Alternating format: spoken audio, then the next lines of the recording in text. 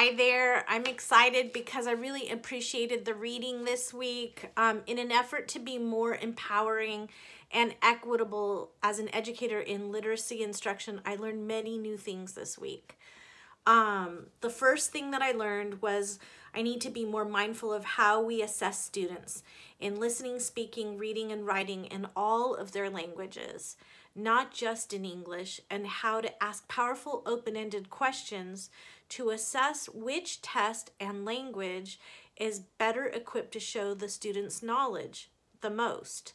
So, an example, just because a student reads more in Spanish does not mean a student is most comfortable at taking a written test in Spanish, etc., or vice versa, or it can go both. Like maybe that student is happy to be assessed orally in English, but not written in English. It can vary and go back and forth, and it can change throughout the course of their life on which language dominance and preference is preferred many different times. It can go back and forth. So that was very interesting.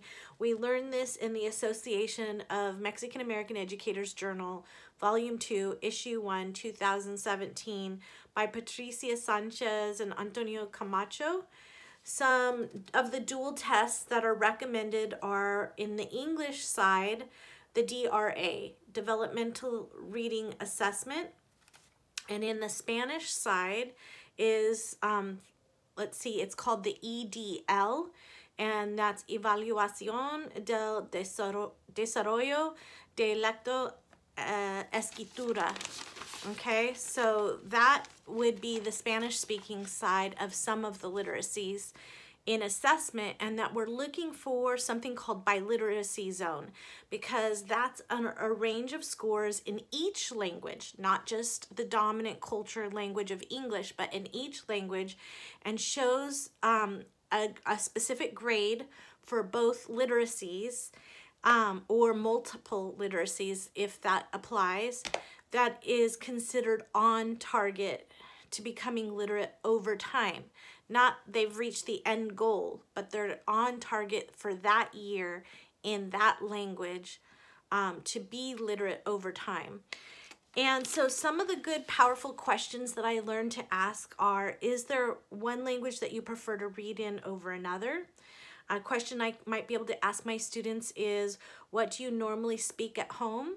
Or if you needed to show what you know in the best way possible, what language would you prefer to be assessed in for writing, for reading, for oral understanding, for speaking? And then language dominance can change, like I mentioned, over the multilingual person's lifetime. So it could be that Spanish is the dominant language in their lifetime as a young child. Then by the time they get into later elementary school and high school, English is the dominant language that they speak. But then they get a career that really uses their primary language, their first language, and they go back into the dominant language is back into Spanish. And then it could be that they change careers later and the dominant language that they use most of their day is in English. So it can change multiple times throughout a single person's lifetime, and that it's okay and should be allowed in an inclusive program to continue to assess the growth and maintenance of the multiliterate skills through the whole duration of the program. Not just when they're first entering a program or exiting a program, through the whole duration in all of their literacies and in the literacy that is most accessible for that student and preferred depending on which way they're being assessed. And educators should not be afraid to intervene or correct the power of imbalance to ensure equity in that moment. And that's really hard, especially for a new teacher. And we're going to see that in the next article that I really enjoyed as well. And that article was called Permítanme hablar, which also means allow me to speak. It's from the Language Arts volume of 83, number 2, November 2005. And Nadja, I don't know how to pronounce her name, but I think it's Najwa Efat Leila Norton interviews an elementary student named Pam from the Dominican Republic on times she felt that her classroom had some kind of injustice.